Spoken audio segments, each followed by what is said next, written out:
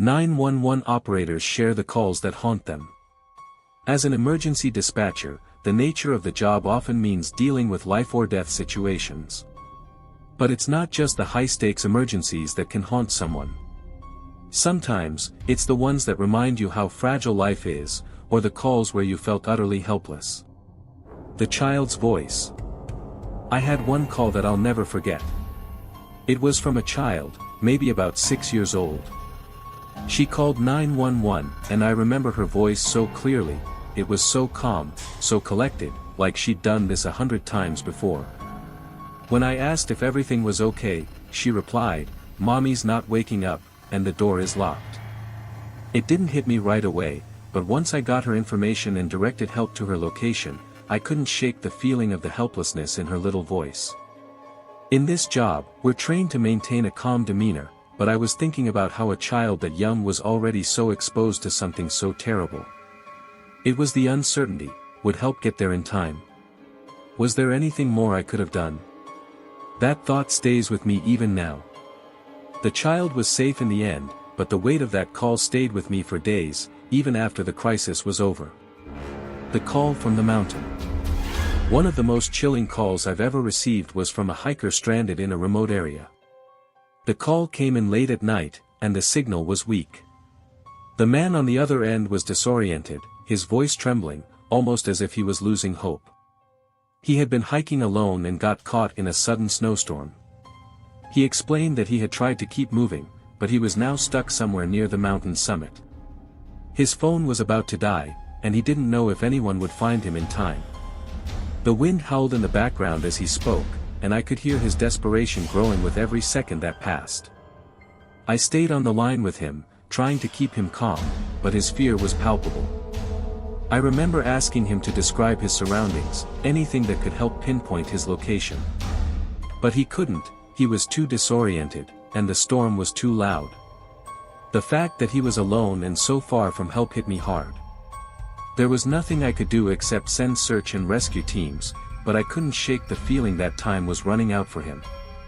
As we continued the conversation, I kept reassuring him, though deep down, I feared the worst. The last thing I heard before the line cut out was his shaky voice, saying, "Please don't let me die here."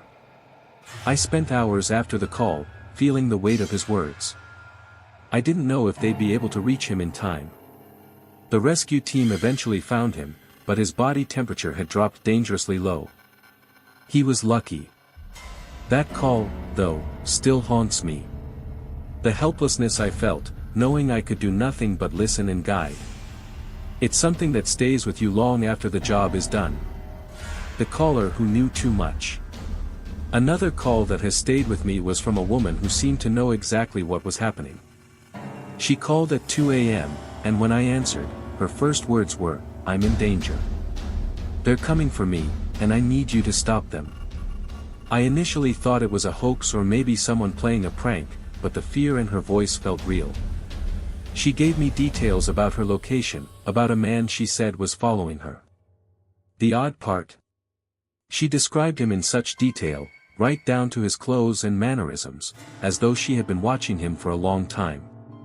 It wasn't the usual scared-sounding caller who was too flustered to give a clear account of what was happening. No, this woman was calm, composed, and knew something that made my blood run cold. I asked her to stay on the line while I sent officers to her address, but she hung up suddenly before I could finish. The line went dead, and I couldn't get her back. I kept calling her number, but there was no answer. I don't know if she had been talking to me to get help or if she had been warning me about the very thing that she had known was going to happen. The police arrived at her address, but by the time they got there, everything was quiet. There were no signs of a break-in, and no one was in sight. Her apartment was locked, the lights off, but the door had been slightly ajar. I still wonder who she was, and what exactly she knew. Did she know something that none of us did? Or was it just paranoia? It's a call that keeps me up at night. The one that went silent. There's one more call that lingers in my memory, and this one is different from the others because it ended with complete silence.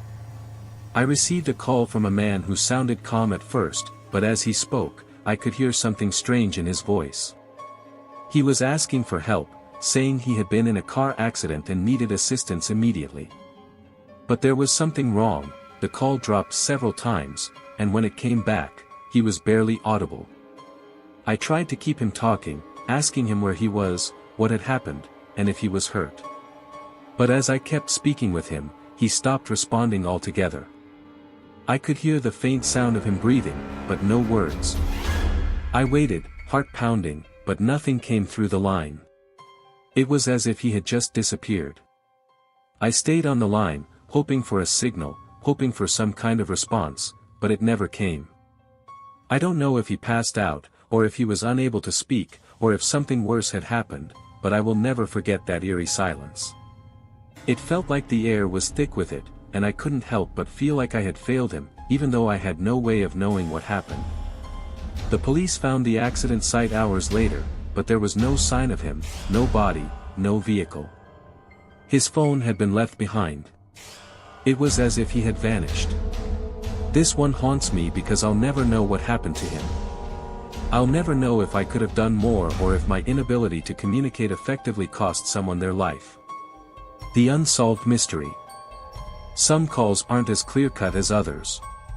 There was one I took that felt like a riddle, something I'll never quite be able to solve. It was from a woman, late at night, who sounded frantic. She said her house was being broken into, and someone was inside. She gave me her address, but when I asked her to describe what was happening, she started talking in riddles. I can't tell you exactly what they're doing, but I see them. I see their shadows, she said. The whole conversation was like that, cryptic and disturbing. She mentioned seeing figures moving around but couldn't tell me what they were doing. She said they were whispering, but didn't hear any sounds on the other end. The call kept cutting off, and I had no idea if she was truly in danger or if something else was going on. We sent officers to her address immediately, but when they arrived, there was no sign of forced entry, and the house was completely quiet.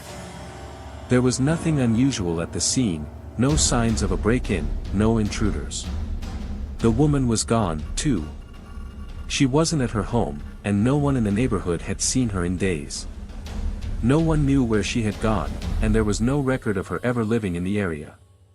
The case was never solved, and I'll always wonder what that call was really about.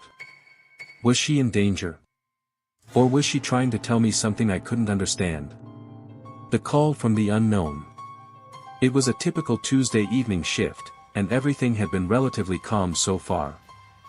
I was sipping coffee and preparing for another night full of mundane calls when the phone rang. The first few moments of silence are always the most unsettling, as you wonder if the caller will speak or if something has gone wrong. When the voice finally came through, it was shaky, tense, and almost unrecognizable. 911, what is your emergency? I said, forcing my voice to sound calm even though my pulse was already racing. There was a long pause, and then the caller whispered, help, someone's in my house. I'm hiding in the attic. Her voice quivered with fear, and I could hear the background noises, footsteps, creaking floorboards, and the soft hum of a house settling. I don't know what they want, but they're searching for something. Please, I need help now. I immediately began gathering information, asking for her address and any details she could provide about what was happening. The woman gave me the address, but every time I asked her to explain what she saw or heard, she responded in short, frantic bursts. They're downstairs, they're looking through drawers. I don't know who they are. It was difficult to gather the necessary details because she was so panicked, and the connection wasn't perfect. Every few seconds, the call would cut out for a few moments, and each time it came back, her voice would sound more distant, more frantic. Where are you now? I asked, trying to keep her focused. In the attic, she whispered again. I saw them come inside. I don't know what they want. I think they know I'm here. Are you sure they know you're there? I asked, my heart pounding. Can you stay quiet, stay hidden? I'm sending help right now. But her response came in the form of a panicked sob. Please. I'm scared, they're moving closer. I told her to remain calm, to stay silent and listen carefully. I sent officers immediately and continued to ask her to describe the intruders or any other details that could help identify them. But she could barely speak, just gasping and trembling. The silence on the other end of the line made everything feel worse.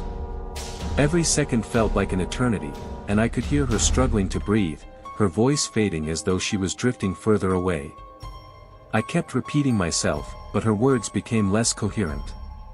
It felt like hours before the police arrived at the scene, but when they got there, the house was eerily quiet. No one was inside, and no signs of forced entry were found.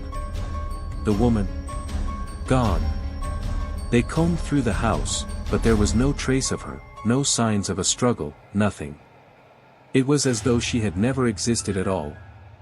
I still don't know what happened to her. To this day, that call haunts me. Was it real? Or was it something else?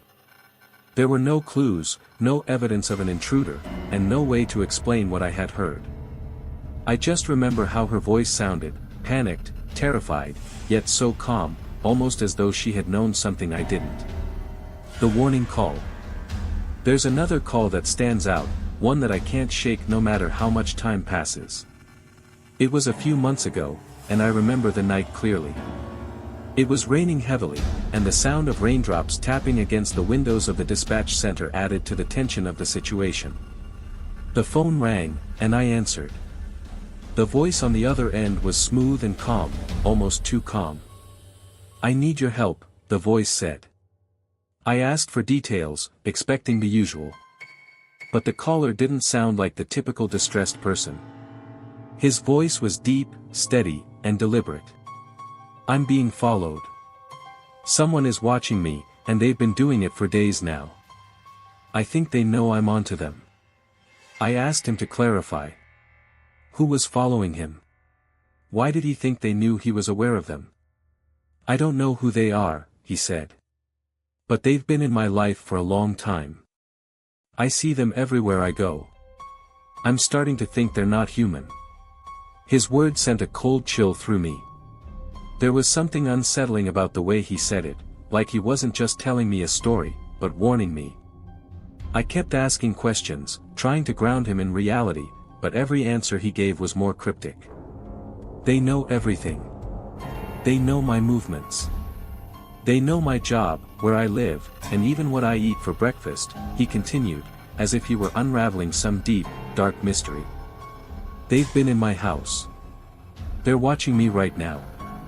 I reassured him, trying to calm his nerves, but his tone never wavered. It wasn't fear in his voice, it was something darker. It was as though he was already resigned to the fact that whatever was watching him was something beyond his control. As I tried to process the call, he dropped another bombshell. "If you don't believe me, go to your front door. I'll be waiting." I remember staring at the phone in disbelief.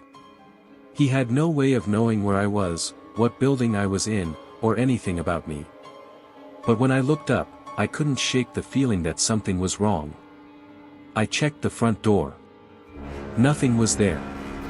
I told him I had sent officers to his location. The response I got was chilling. "I've already made contact with them," he said. "It's too late."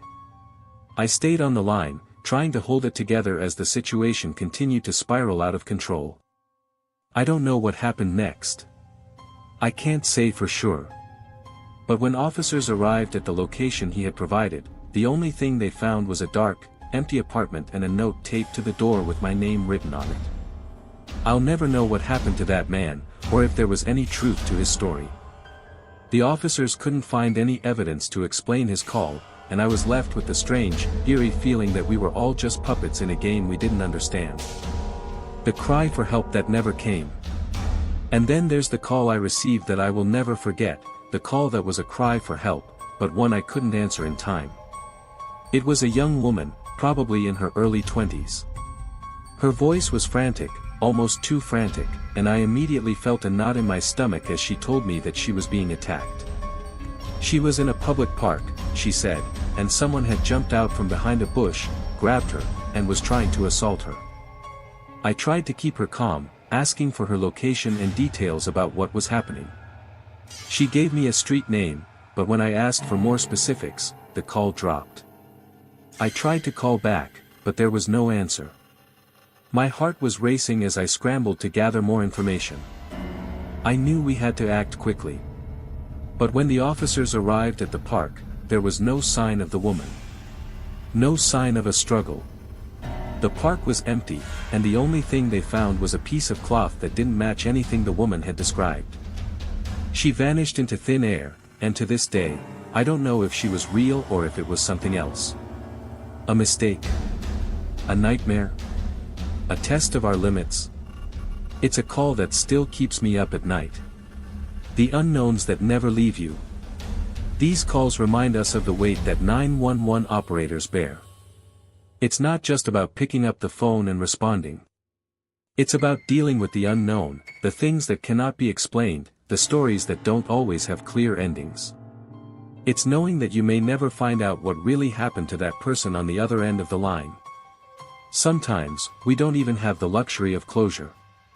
We don't know if we did enough, if we missed a sign, or if we could have saved them. But we keep going. We keep answering the calls, even when they leave us with more questions than answers. Because it's what we do. It's why we're here.